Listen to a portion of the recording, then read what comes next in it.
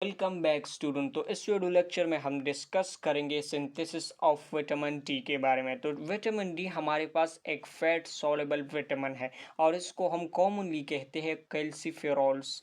अब एक vitamin D की जो सिंथेसिस होती है इनमें बेसिकली 3 ऑर्गन इन्वॉल्व है। First one that is the skin, second one liver and the third one that is the kidney. Skin is basically one of the largest organ in our body. Liver हमारे पास largest exocrine gland है हमारी body में। अब देखते हैं pathway को कि किस तरह से इनकी सिंथेसिस होती है। तब देखिए हमारे पास 7 डिहाइड्रोकोलेस्ट्रॉल हमारे पास प्रिकर्सर है for the synthesis of vitamin D. तो ये 7 डिहाइड्रोकोलेस्ट्रॉल जब इस पर सनलाइट पड़ती है तो ये 7 डिहाइड्रोकोलेस्ट्रॉल कन्वर्ट हो जाता है इनटू कोलीकैल्सिफेरॉल में।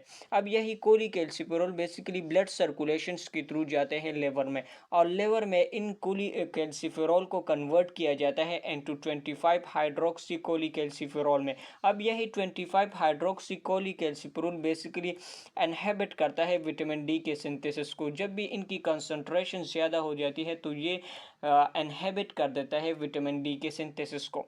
अब यही 25 हाइड्रोक्सी कोलीकैल्सिफेरॉल जो बना है लिवर में ये जाता है किडनी में। तो किडनी में से 25 हाइड्रोक्सी कोलीकैल्सिफेरॉल जिनकी सिंथेसिस लिवर में हो चुकी है ये यहाँ पर इनको कन्वर्ट किया जाता है इनटू एक्टिव फॉर्म जिसको हम कहते हैं 125 डाईहाइड्रोक्सी कोलीकैल्सिफेरॉल में।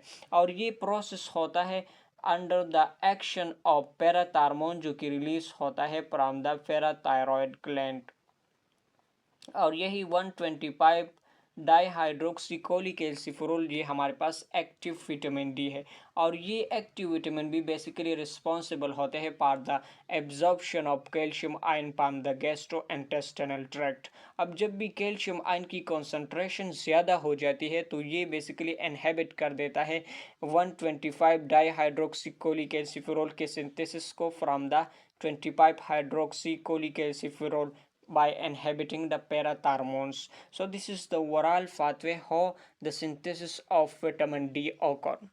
अब यहाँ पर एक कंसेप्चुअल क्वेश्चन है जो कि मेनली रिलेटेड है with the vitamin D deficiency. तो जब भी साउथ एशियन इंडिविजुअल यूके जाते हैं तो इनमें ज़्यादातर बेसिकली विटामिन डी की डिफिशिएंसी होती है। तो इनकी रीजंस क्या होती हैं? तब देखिए यूके में जब भी विंटर सीजन्स होती है तो वहाँ पर सनलाइट कम होती है। दूसरा जो साउथ एशियन पीपल होते हैं वो इनकी स्किन बेसिकली पिगमेंटेड होती हैं। और यही पिगमेंटेड स्किन चूंकि यहाँ पर साउथ एशिया में बेसिकली सनलाइट ज़्यादा होती है तो ये सनलाइट यहाँ पर इन लोगों के लिए बेसिकली इम्पॉर्टेंट है। किस तरह से? क्योंकि यहाँ पर बेसिकली सनलाइट ज़्यादा पड़ती है तो इनमें अल्ट्रावायलेट रेडिएशन होती है। तो यही पिगमेंटेड सेल इनको प्रोटेक्ट कर देता है फ्रॉम द अल्ट्रावायलेट रेडिएशन। और यही ultraviolet radiation basically skin cancer काज करती है। तो इनसे प्रोटेक्शंस के लिए बेसिकली इन पीपल के साउथ एशिया में रहते हैं इनमें पिगमेंटेड स्किन होती है ताकि स्किन कैंसर को प्रिवेंट किया जा सके। Prevent skin cancer.